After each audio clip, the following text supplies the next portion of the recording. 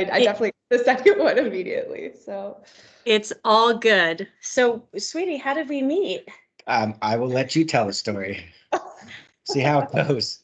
Yeah, no, God, it's been Well, we met in 94, maybe even earlier. 93, the winter of 93. And yeah, it was just through mutual friends. It was a birthday party that brought us together. And I kind of hate the cheesy term, love at first sight, but I will definitely say like attraction at first sight.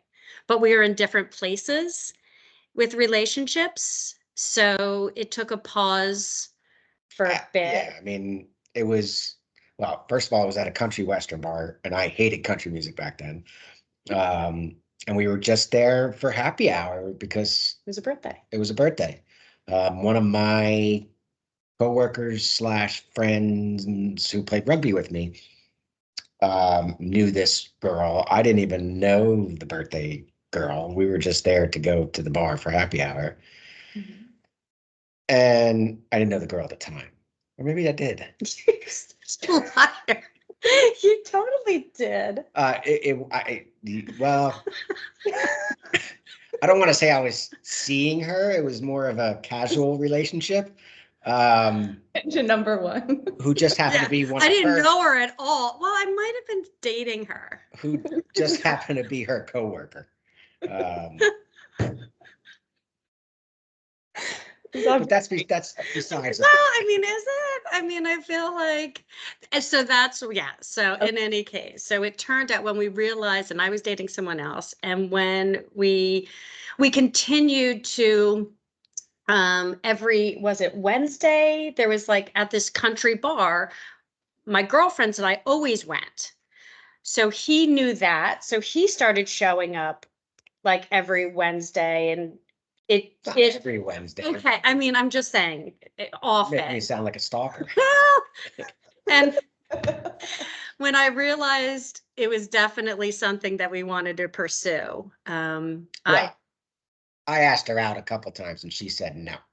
Right, because you were dating my coworker. Dating is a strong word.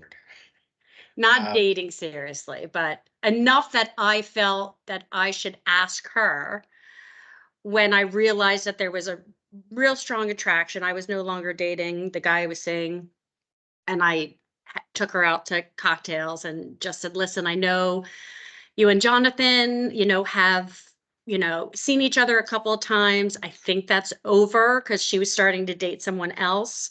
Mm-hmm. I said, but I just want to get your thoughts. Like, is this something that you feel comfortable that I can pursue? Okay. And then she asked me out. Yes. Because I refused to ask her out again. Yeah, well, you told me. I refused to ask you out. What was like what initially attracted you to the other person, or maybe a quality that stood out as like, I want to pursue this person, or maybe I want to put down my side hustles and take up the person across? I don't. It must have been my dancing. Well, I mean, I don't want to say it was your dancing, but yeah, I mean,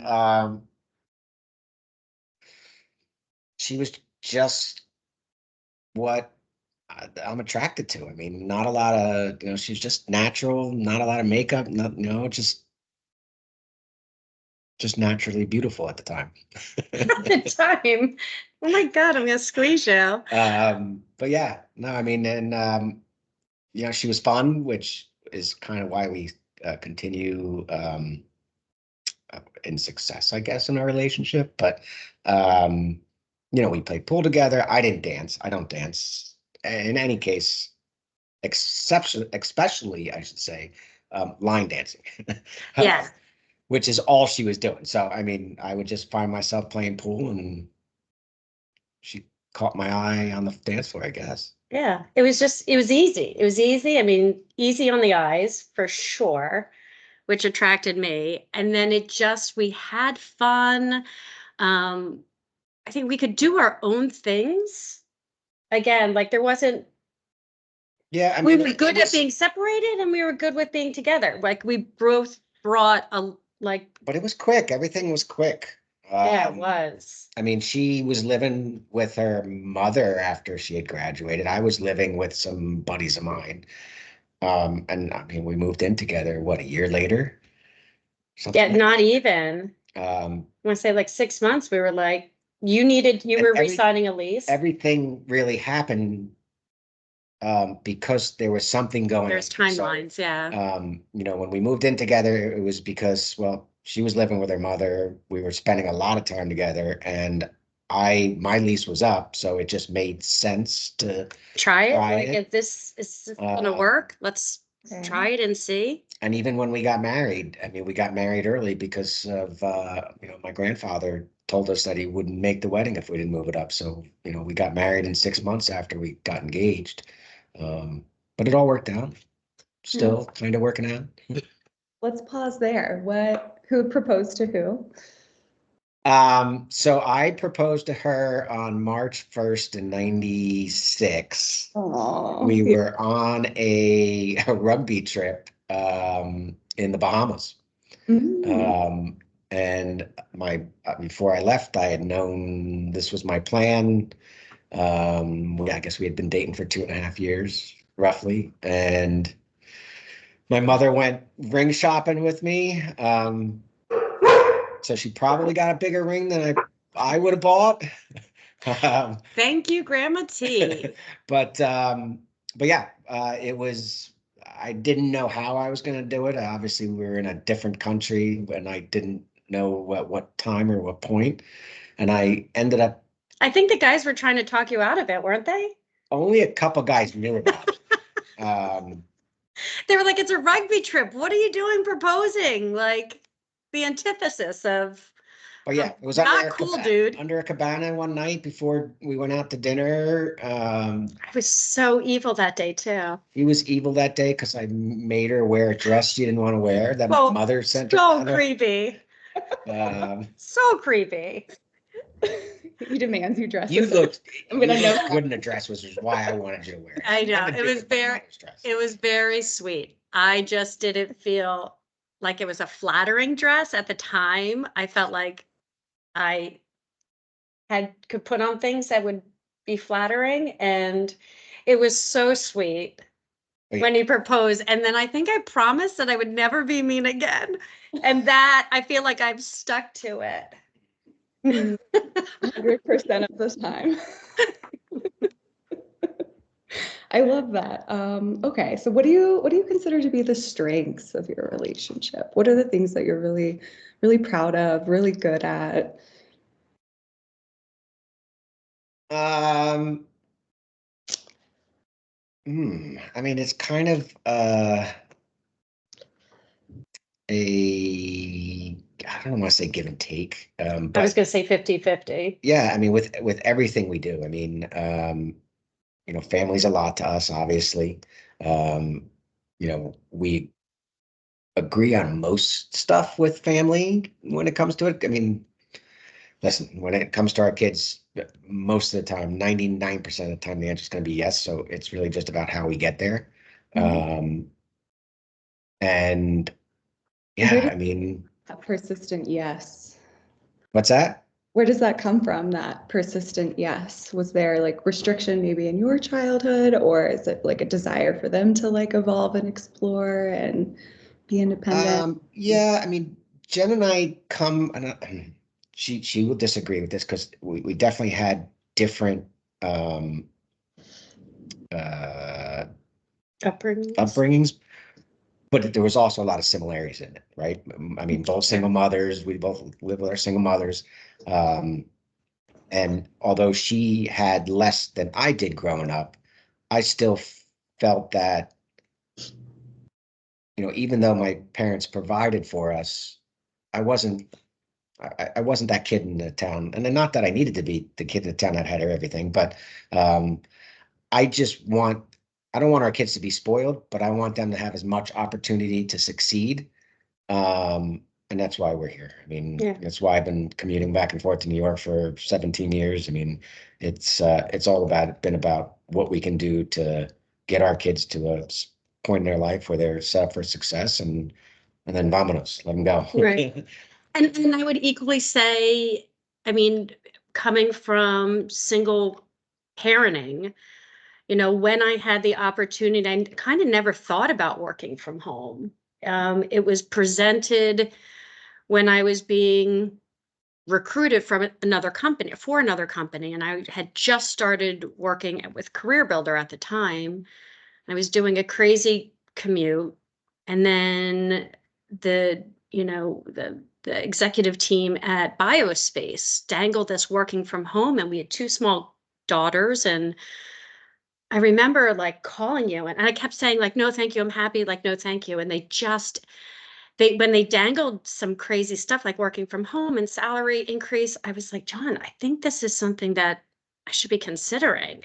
I had no idea that it would turn out to be, you know, almost a 20-year working from home, which gave us the opportunity when you had come and said, when you were looking to leave the TGI Fridays Bryant family and go to the city, that there was always something he wanted to do. I was like, you can do it. Like, well, I'm home. Like, I've got the kids. Like, Yeah. you can do this, you know, and we just, But not just on our side. I mean, for the kids, I mean, and we saved a lot of money on daycare and babysitting here and there, and having to deal with getting them to all their sports and to their school activities because she was home, and it was just made it that much easier. And I mean, I've always been jealous of her working from home, not just for the commute, but she got a chance to do a lot of that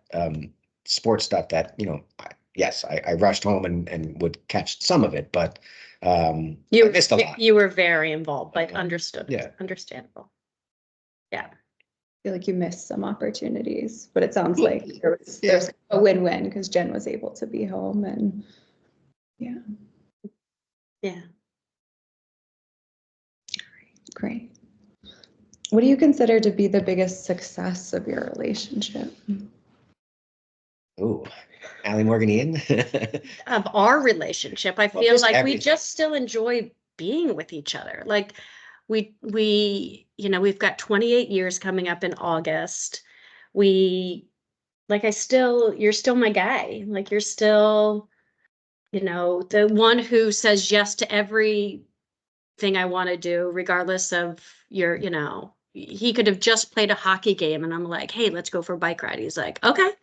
Like or I say, hey, we've got friends that we're going to go to a winery. He's like, I go wherever you go. Like there's never this, I really don't want to do that unless it's No, I mean, family related. we like to entertain, we like to be entertained, and we just like to have fun and socialize. Her more on the socializing than me, but yeah, no, I mean, I would say just the fact that we just want to have fun and we want to have fun together, so it makes it easier. Yeah. I guess I'm hearing kind of this like foundational friendship that has persisted. We're reading this book by Gottman, and like maintaining the foundational friendship is so imperative for relationships. And I guess is that like maybe an accurate portrayal? Absolutely. And I will say some of the advice that we got, God, early on, and I don't know if this was still dating or early marriage, was keep the love between you and your partner strong always. And that strength, love will automatically filter down to your children. And it's just, but I will say on top of that, we have been so blessed with a network of friends and family who have gifted us time. And when I say time, I mean time to take our children, and we sort of faking it till we make it parenthood, like we don't know all the answers. We've I think been always honest with the kids about that. Like we're going through this stuff with you for the first time, just like you are. So if we're a little bit more, critical in the beginning, it's because we're scared and we don't know. And if we're a little laxed after, it's because we've been through it before. But having family that we trusted and a little bit of what's the worst that can happen, we never, I mean, my sister would take the kids for a couple weeks while we went on vacation. Nana and Papa would have them for a long weekend.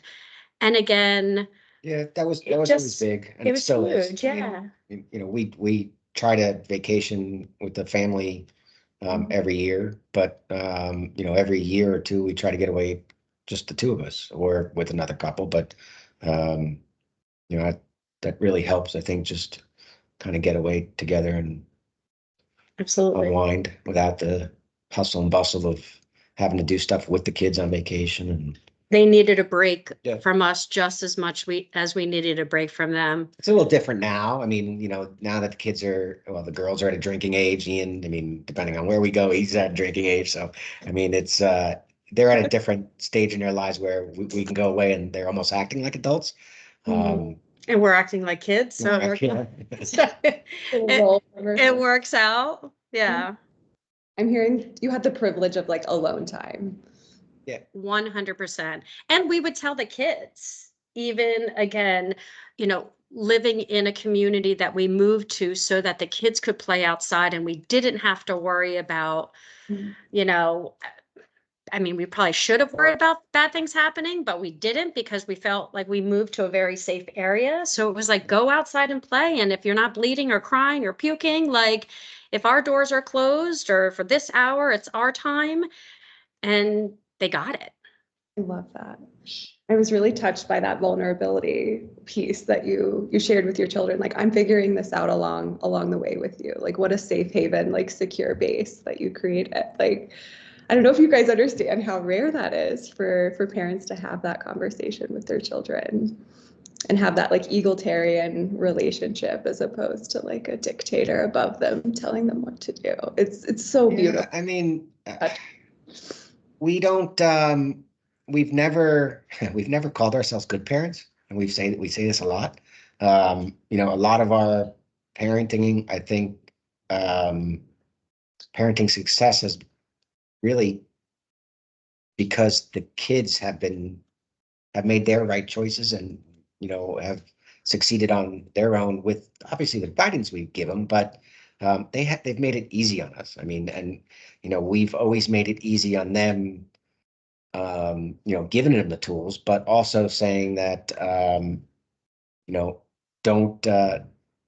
screw with us, and you'll continue to have the freedom that you have. And it's always been the good situation that makes it work out.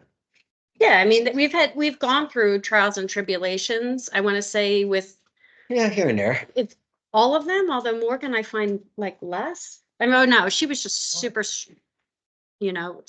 stubborn. Definitely from John's side of the family. But they all like, again, their jobs are to push our buttons and they excelled in certain places. And we always said like this house, like you can be mad at us. You can curse if you need to. But you can never do it at us. And if there's a time where your behavior is unacceptable, there are consequences for them. But I would say like, but I was the worst because I was home all the time. So I was the disciplinarian. And I would say stupid things like, you're never going to see the light of day. And John would be like, well, I don't think she means that. Like, that's not realistic, And I was like, yeah, I'm just really mad right now. And you guys get it. There was a lot of good cutback over the years.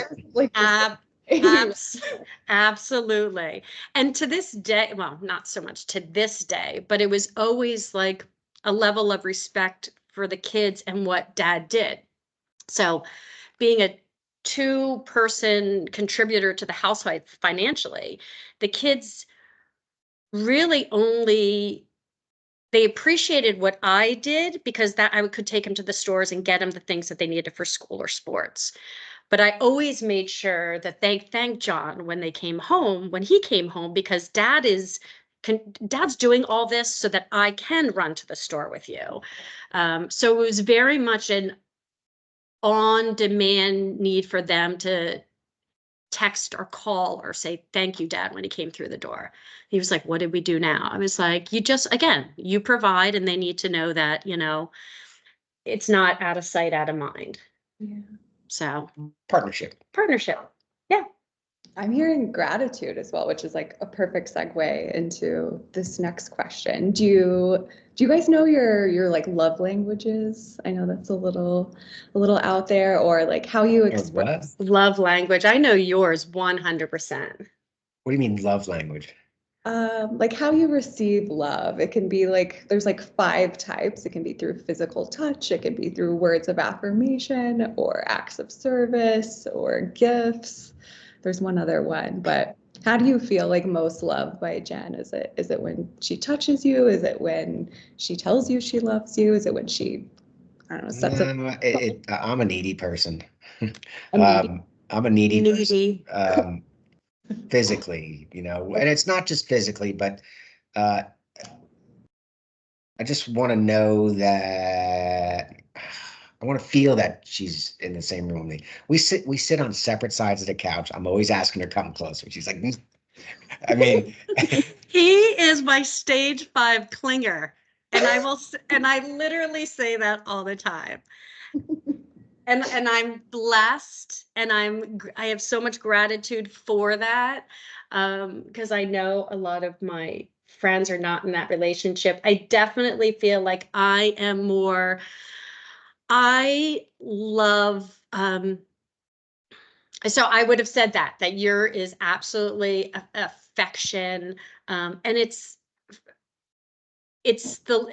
I feel like the little things, like, and you have even said too, like, there used to be where the kids were, as soon as he came through the door, the kids would come running, I would be like, Dad's home. And again, I still feel like I do that, like, yay, Dad's home, but it's more from the couch. hey, hey, babe.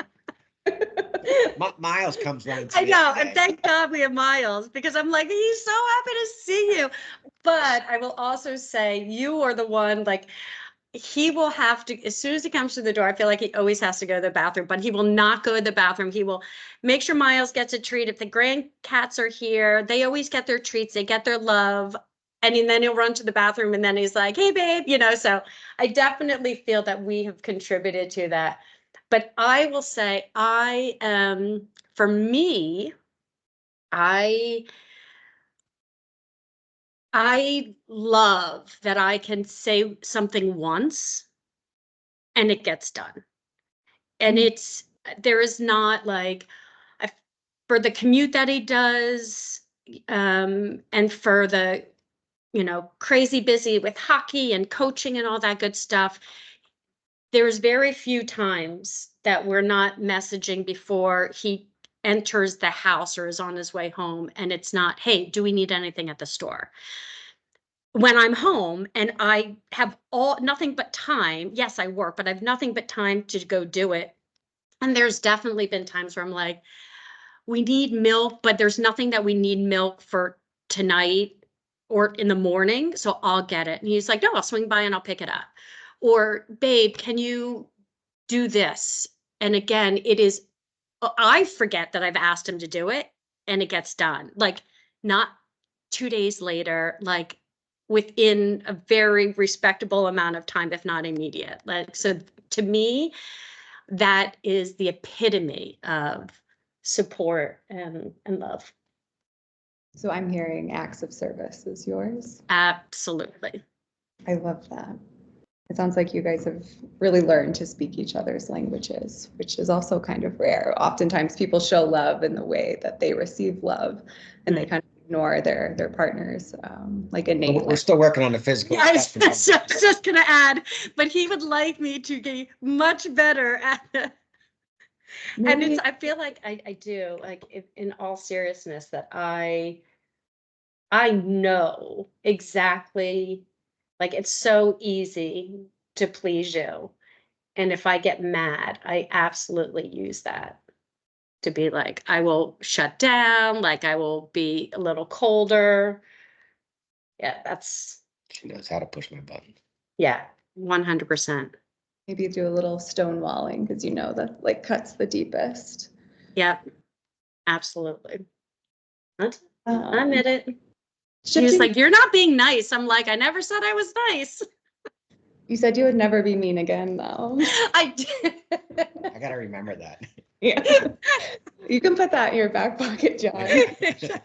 And Jen, how do you think you could, what are some ways that you could speak his love language if you feel like maybe you're not speaking it the So way no, that I could he would like you? definitely be like, there is, because of his work schedule, we go Mhm. to bed earlier than normal. Um, we could absolutely. Again, Yeah, we're I mean, so. Or John, how would you like to receive it? Maybe we can shift it. When? Well, no, How, not so when. no, I mean,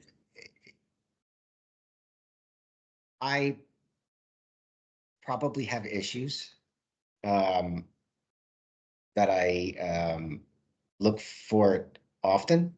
But even, I mean, even the kids, it's not that we don't have it. I mean, because the kids have mentioned, oh, look, they're still holding hands. I mean, well, it's, we'll be walking down the street with the family and, or whenever. And, even in the car, we'll hold hands. I mean, it's not that we're not affectionate with each other. I know we're very affectionate. He just is, he's Needy. he's so needy. He's so needy. And as we start to enter this next phase, and I feel like each phase of our lives, we're more needed as parents when the kids are younger. So the physical demands of, having these little bodies around us kind of all the time. And then as they get older, where they want us around less, but we're working, like we're entering this next phase of, Just a us. new, a new normal, which will be like Jen and John time, which is very exciting. But I also could break out into hives thinking about the level of, I'm definitely, I don't want, I hate the term like man in the relationship, but I'm definitely like, I don't need to snuggle all the time. And maybe that's because I know that you do want to snuggle all the time. Probably. Right. So, but no, I'm affectionate. We are definitely affectionate physically. We used to be a lot more affectionate. And I didn't mean to imply that there was no affection. No, no. Right. I could maybe be more affectionate in certain moments. So I was Oh, just I definitely know. Yeah. yeah. Well, and No. I bought a massage table for us to yeah. be more. Oh, That was my Christmas present. I love that. It sort of backfired because I wanted him to give me massages, but we've, It was good for you. I mean, I'm only human.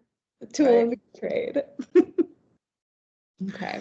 What would you say your favorite quality is in the other currently? Maybe not, maybe that's different than when you first met. So I would just say his passion to provide. Mhm.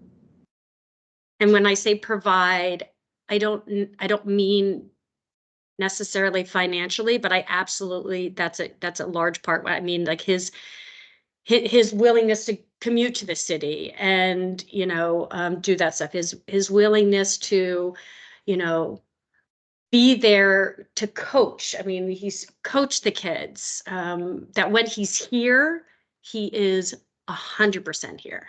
Mhm. I think that's mine for you. Maybe present. Um, yeah, I don't know. I mean, her best quality? So many, really. Just one will do. I, just her ability to walk into a room and just make people smile, I guess. And, you know, it's in every situation, whether it's at home or in, outside or at a party or at a restaurant with dinner with friends.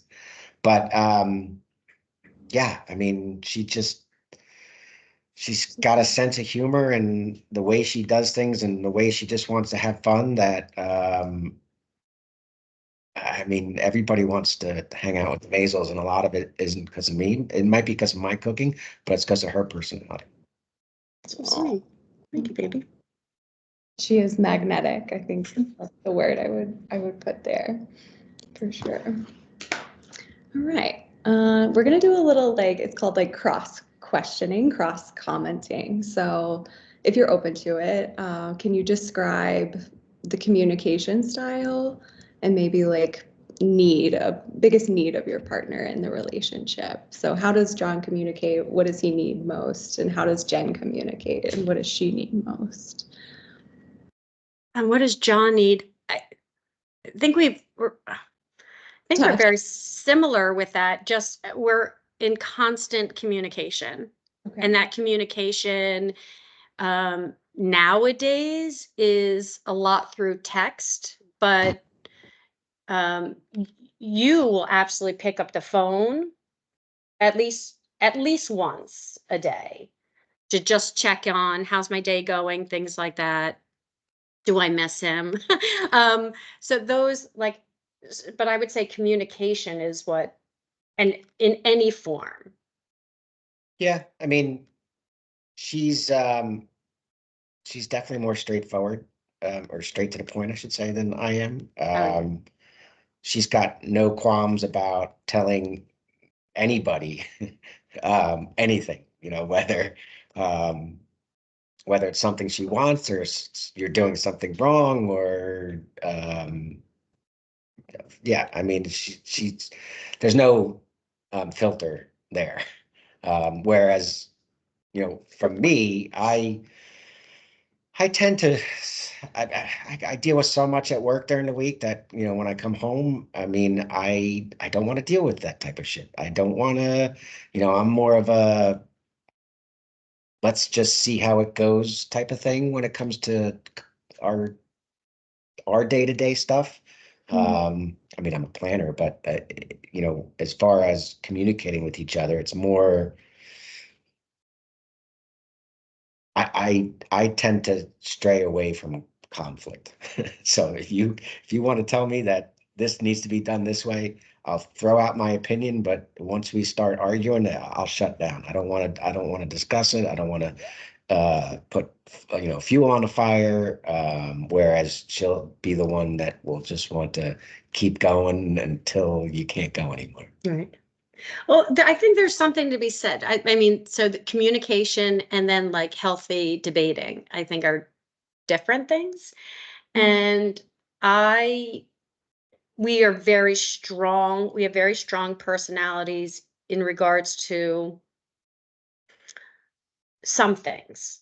But I think we both will be like, it doesn't matter to me. So whatever is suggested. But when we both are pretty passionate, I love a good debate. I want to hear your side of it. I want you to, and you're not good at that. And I know that that's like a learned behavior from your father, but It's not really a debate because you're always right. Well, I mean, no matter what is said. But no, it's but over the 30 years, whatever it's been, um, you know, I could probably count on one hand how many times we've actually fought, where voices were raised or because most of the time we'll have the conversation and if we don't if it's a argumentative type of thing, then we'll both just shut down. We'll just take our time. We'll be quiet. We won't talk to each other for a day or two. And then typically it's me that tries to approach her and say, I don't want to fight anymore, or I don't want to be quiet anymore. And that's fair. because she's too stubborn to ever do that. But I mean, 95% of the time it's me that goes back and says enough is enough. A day's been good, or 3 days, Yeah. whatever it's been. But I think that part of that, that's our way of dealing with the situation instead of having a full blown out argumentative fight where not only is it bad for us, but if the kids are in the house, I mean, we don't yell at each other. We'll disagree on something, and if it's that big of a disagreement, we'll just give ourselves some space and let it cool down. Yeah, that's a fair assessment. Do you feel like after a certain amount of time you've like regulated and are ready to re-engage, but maybe is there like a pride, or is there something like creating that distance for the days that follow? I think it's just for me, I will go back and I do try to put myself in your shoes about where you're coming from, but I quickly get to, but that's not okay, or that is not what this was about, or this is not where I'm going with this.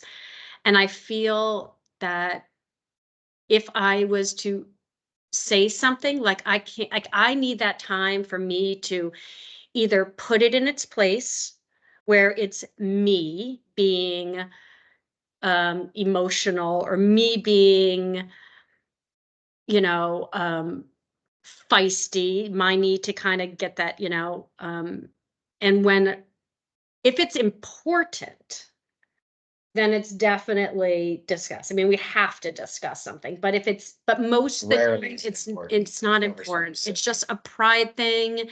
It's I want, I will say, like, I feel like so much of our relationship was me, like, I don't want to say didn't care, but a lot of, because you're such like a type A, like always did the planning, always did this. And I love that. And I really didn't care. Like, pick a place. I don't care. You want to do something on the weekend, I will be there. I kind of get bothered with the nuances of things, but I feel like not the roles have changed, but as more time and my familiarity of things that we like to do, I've started to also have opinions with stuff where I'm like, oh, maybe I don't want to do that. Maybe I want to do this instead. I don't know. But yes, it is very healthy for us to go to bed mad.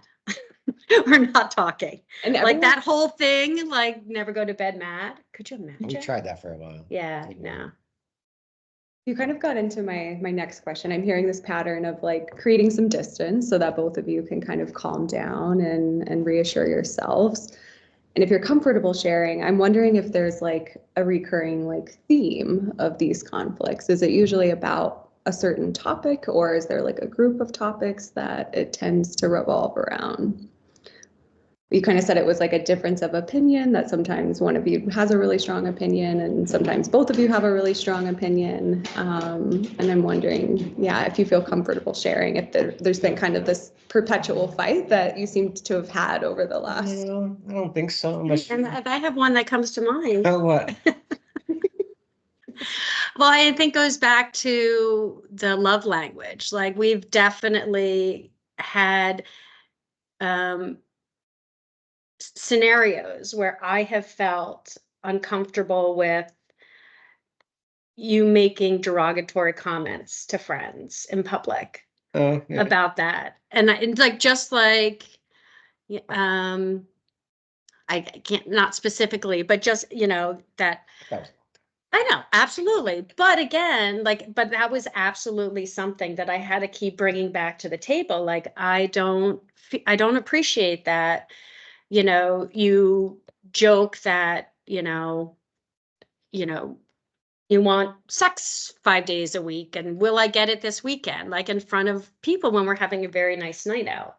And I know it was always said in jest, but I know there was like this underlying Contempt. Yeah. And it was like, okay, this is not a, like, this is not, I don't, even if another couple, and this was kind of where like other couples were talking about this, like what they do, and it was like, oh, well, I never get sex from my wife. And he was like, oh, well, it's like adding into their own issues. I didn't want to ever bring that to the table. Like, I know what your need is.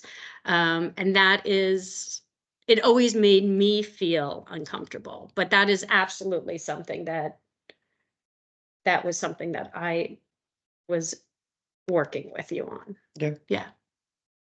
John, do But you no, want most of the time, it's a variety of stuff, just little things here and there. Life stuff. Yeah, day-to-day stuff, nothing particular. Yeah. But we really are on the same page when it comes to so much. I mean, the kids, the house, Yeah. you know, careers, things like that. I guess I was hearing John was kind of seeking like empathy and discussing this matter with friends that he's like, oh, I'm going through something similar. And I think like I want to normalize that. And then I feel like Jen was like, ooh, that like crossed like our boundary or our sacred. Like that's something I didn't want shared with people. So I see both sides and I want to like Right. normalize that and no judgment, no shame. So thank you for sharing that with me. Absolutely. Yeah. All right. Kind of gone on. We've kind of touched on this. We're learning about like this psychobiological approach to couples therapy, which is all about like attuning to your partner's nervous system. Can you identify how you know when your partner is upset in terms of like their body language or their tone or maybe a behavior? And I feel like, again, we've kind of touched on it in terms of this like shutdown response that you I each. think it's the same for both of us. I mean, well, unless there's tears involved, which I'm the crier. she's a fountain of tears most. But I'm like happy tears, Yeah. sad tears. There's just tears a coming. She'll be crying during a comedy movie. I mean, It's touching. but no, I mean, I think it's kind of the same reaction when we shut down when we're arguing. I mean, she tends to be quiet, I tend to be quiet, and it's not that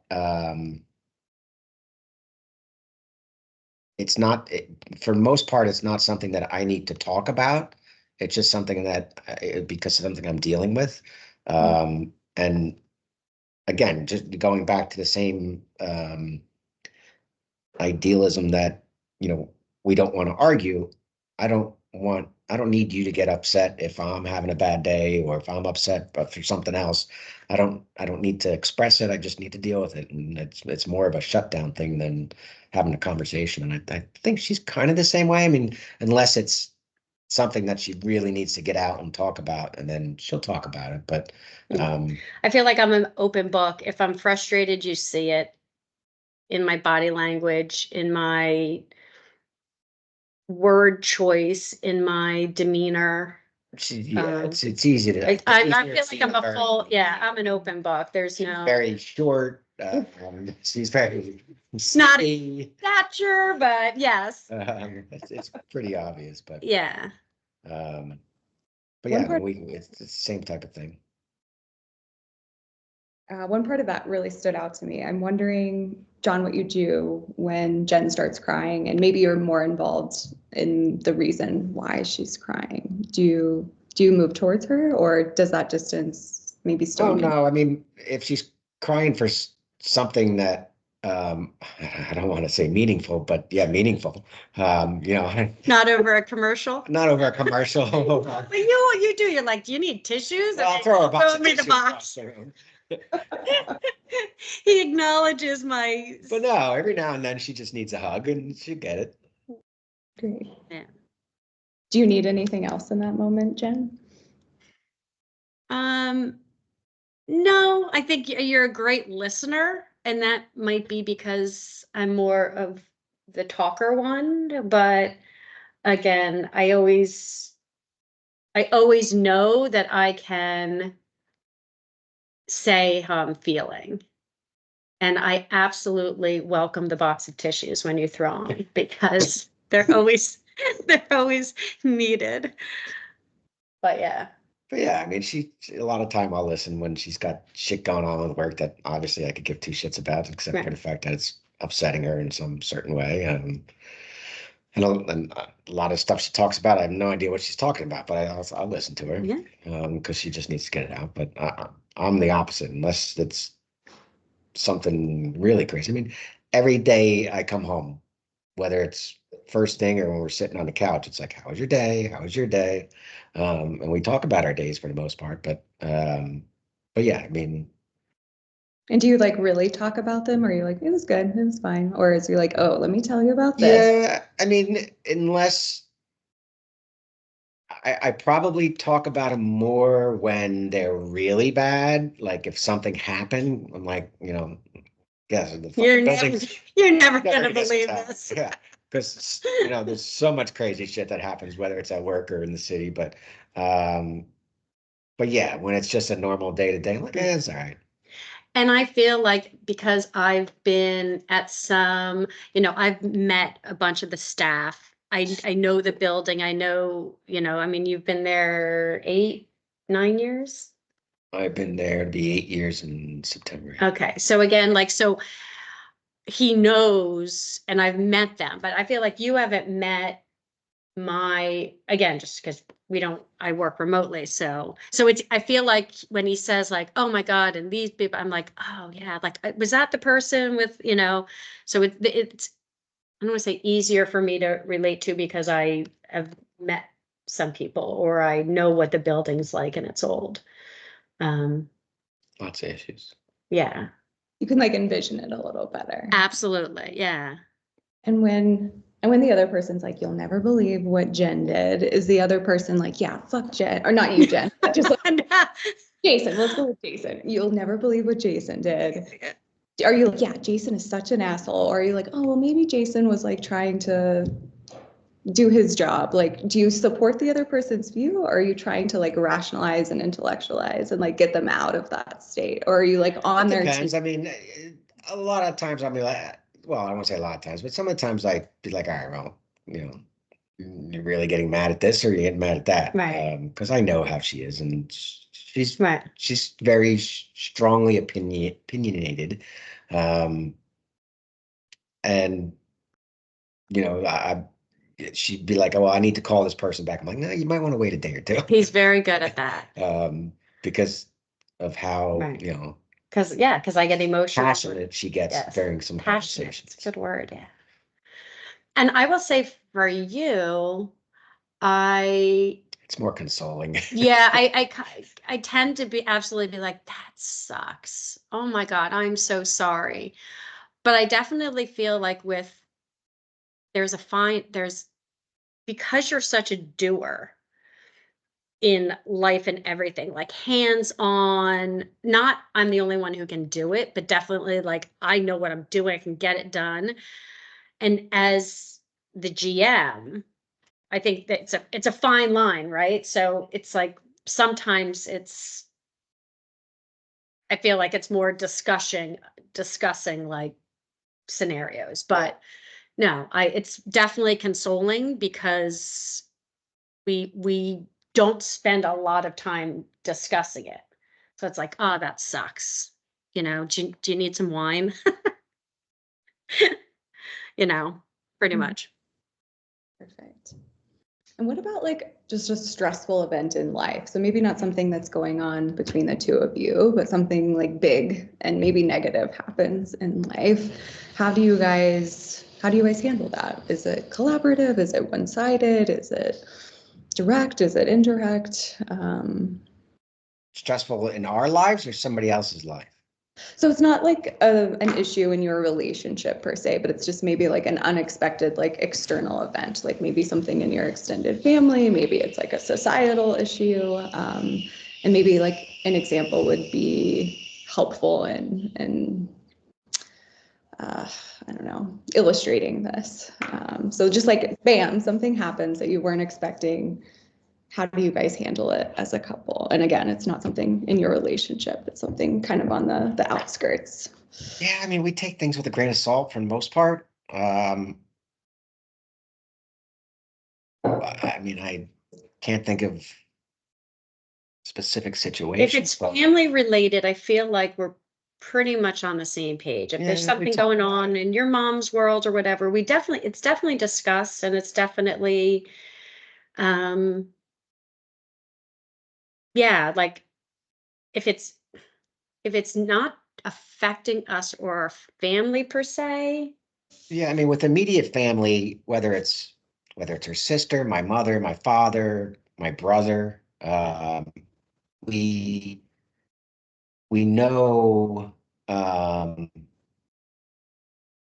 we know how each other feels about each situation, and in most cases, we're on the same page with all of that. So when things happen with them, it's more of, yeah, we discuss it, but there's no really stress involved. I think that's a fair assessment. And if it's something we can impact, if something, God forbid, like when things have happened with your mom's health, it's like a quick impact, like how do we help? I'm like, I can get there and I can stay with her for a couple of weeks. Yeah. Then I need you to come home. Ian will take care of the dogs. And if you could, you know, occasionally pop in to see us, but yeah, it's like, all right, how do, how can we help or impact this? And But everything else, I mean, I want to say we're kind of in a bubble, and in that bubble is our immediate friends, our family, and then outside of that, we don't really give a shit about anybody else.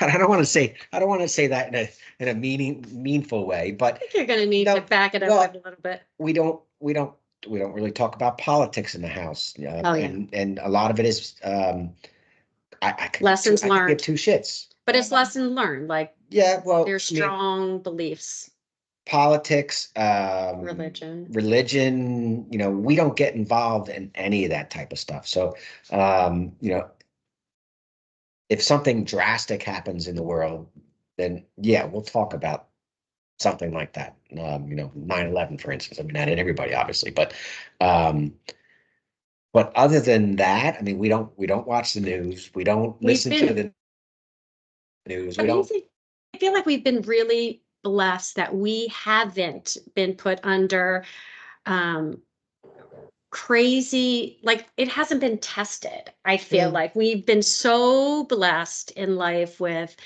health. And if there's been, deaths in our family, it's because people have gotten to the ripe old age. I feel like we haven't, Not a lot of tragedy. yeah, and not really like, and anything under any guise of tragedy has been so far removed that if anything, it's like, God, we are really fortunate, which makes seem bickering about the nonsense stuff just so irrelevant, that it's so, I feel like, and knock on wood, I feel like we haven't really been tested. Okay, good to know. Good for you guys. I guess, Well, like, but for anything important, no, and I put that under, I mean, we've obviously had some close friends pass away. We've been tested within our bubble, but I just don't think we've been tested outside our bubble. right. Yeah, I think that's fair. Final question. I want to be respectful of your time. So I've heard about, these crazy schedules, these crazy work schedules, the kids. Like, how do you maintain your connection and like prioritize quality time despite all of these like quote unquote distractions or potential detractions from the ability to spend time together? Together with the two of us or with Mhm. everybody? Just the two of you.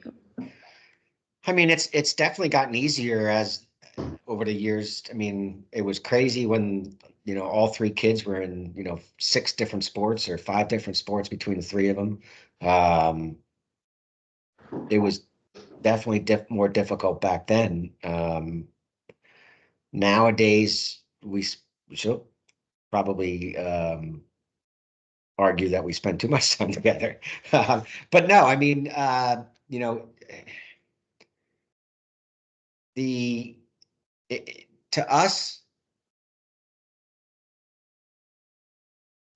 going to watch Ian play hockey, he just finished up, but going to watch Ian play hockey together was spending time together. I mean, and we both enjoyed it. And that to us was, I don't want to say quality time, but it is. I mean, that's to us, that was something we wanted to do.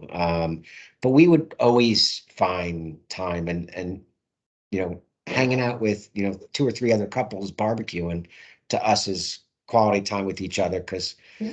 you know, Yeah. it's not just spending time with us, but it's obviously spending time with other people that we care about.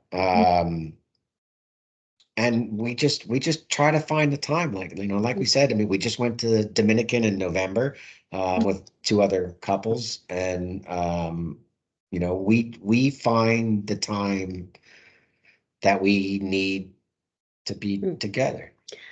And I will say absolutely. And I will say the the the family dynamic is such, like, we have the utmost trust in our kids that we have, and again, they've tested us on a handful of occasions, but again, nothing that was, you know, where it's allowed us the freedom to not, I mean, could you imagine, like, not trusting our kids in our house to be able to Oh yeah, do kids things? could have been delinquents, and it would have been a whole different stress Absolutely. level, and this would be a whole different conversation. But Absolutely. no, and you know, again, we never said we're good parents, but it's just worked out for us. I mean, part of it is the freedom we give to our kids to make their own good and bad decisions, and you know, a couple of them have been borderline for them, but they've learned from them. Right. And we've But learned. how are they going to learn from too. those mistakes if they don't make them, right? They're a lot better kids than I was growing up. Let's put it that way. A 100%. So But I, so winning there. one thing I will say as we wrap up is that we also, like, through schedules, you know, we wung it. We wung it as far as dinner. Dinner didn't have to mean a sit down at the table with a fork and knife. Dinner could have been grabbing us like pizza at the field, and, you know, 4 of the 5 of us were there, you know, or, you know, us saying, guys, you're driving yourselves home. Dad and I are stopping for dinner. We're going to grab a beer and we'll meet you back at the house. Like, it just, we had no set vision of what dinner, you know, weekends were. So whatever sort of popped up, you know, I mean, We're flexible. we're super Flexible. flexible, and I feel like that made everything possible for discussions. You know, the kids could say, can we do, like, last night? Like, you guys had a game. I had, like, marinated some chicken. I forgot that you guys had a game. Well, didn't really forget. I don't know if I knew, but in any case, but I was like, we'll do that in a different night. You guys go to the hockey game, grab some, you know, thin drink, and we'll make it another night. And I think those could potentially have been marital issues or whatever, but Well, with the flexibility, I mean, that's nothing that's ever. but the kids also knew, they appreciated when we took time to ourselves, because they understood that you know, every now and then we needed to go away, or you know, we were going out to dinner tonight without them. So and but it was also, it wasn't just healthy for us, but it was healthy for them, Absolutely. and they understood that, which just made it easier. Yeah. Yeah. It was fluid and dynamic, and, Yeah. and you had independence from each other and independence to spend time together is kind of what I'm hearing. Like, everyone is individuating from one another in a healthy way, but also maintaining connections. So Absolutely. one more, I remember you guys saying at that first time that I met you, I'd asked about, like, how you created these amazing children and maintain your connection. And you said that you didn't let your children, like, completely overrule your life or something. Like, you said, like, if we're at a friend's house and the kids needed to go down to bed, we would put them to bed at their house and maintain our connection with our friends for as long as we wanted. That just, like, stood out to me as well. I feel like I'm watching, like, my sister parent, and she's like, I'm a mother and, like, nothing else. But I was hearing from you guys, like, no, I'm also a wife, and I'm also a friend, and I'm also a sister, and I'm a daughter, and all of these things. So yeah, that just stood out for me as well. To mention that. Yeah, well, got to continue being us. Right. And yeah, life goes on. And it's interesting because you never know. You think you know how you're going to be as a mom, as a wife, as parents. But when those little people come, like, and they didn't ask to be here, and it's like it's amazing that like they come first, but I want to say within reason. Like, we still have, like, we want them to have, like, we have our own lives separate. We have our lives together. We have our family life. They have their own lives. And I think when you lose sight of that,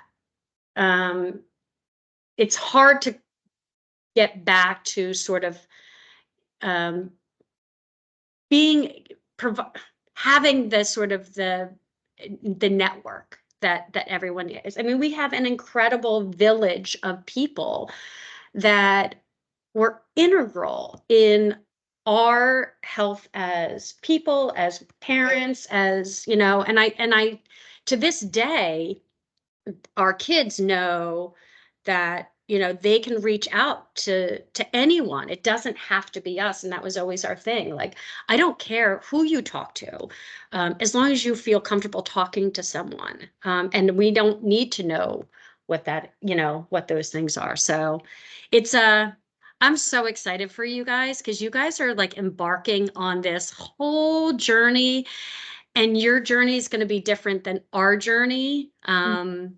And when you write the book of things that you should or shouldn't do as parents, we expect a free copy, because you in turn will get a free copy of our do's and don'ts for sure. We are officially all booked for September. Yes.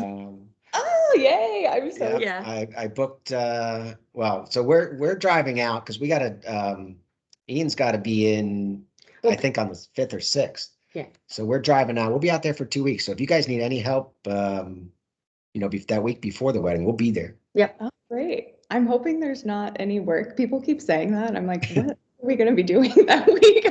There isn't. There isn't. It's all the prep stuff, and you're just enjoying it for sure. Hopefully. Well, good luck at your pig roast. It's no longer a pig roast, I heard, but you still call it. Oh, it's Ian's grad party now. Yes. Whenever it's our one party a year. So whatever activity. There'll be some pork. There'll be beef. A lot of mac and cheese. Sounds lovely. I hope you guys have a lovely weekend. Congratulations. Thank you, you too. And best of luck with finishing up your class. Oh my gosh, yay. Are you done after this semester? Yes, yeah, graduate June, so. Oh my God, so exciting. Well, keep us posted.